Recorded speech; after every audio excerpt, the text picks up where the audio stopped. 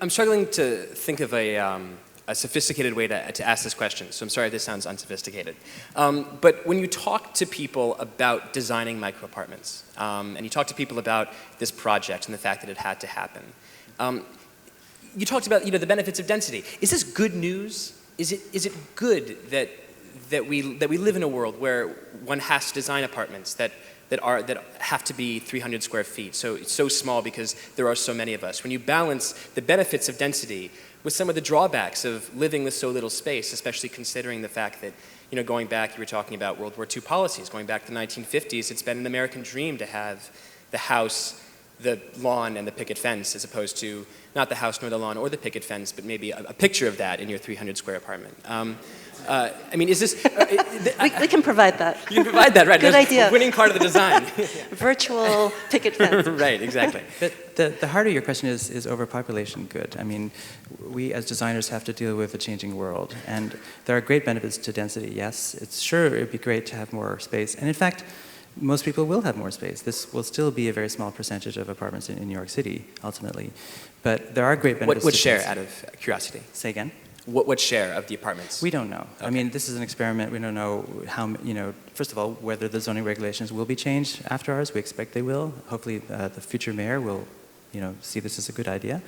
Because again, the alternatives are far worse. But is it a good thing? Your question is it a good thing? There are many people who are very excited about the idea of having their own space and a well-designed space within a social environment that is vibrant. So yes, I think it's a good thing. It's not for everybody.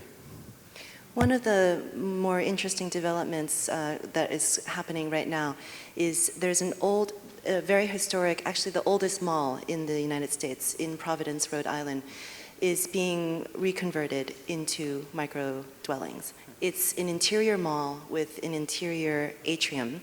And so you access your apartment from the walkways, right, that ring the atrium, and they are similar. I think they're even smaller. They don't have the same ADA regulations, but I think that they are under 300 square feet. So I think that that is a really interesting anecdote because the recession left us with millions of square foot of vacant homes and vacant malls and unused commercial spaces. So this is a brilliant way of taking that, retrofitting it in a sustainable way and not letting it go to waste. So I think that it's not the answer for everybody, but it is a very good answer for the 800,000 families or single-person families out there that have to go into illegally subdivided apartments.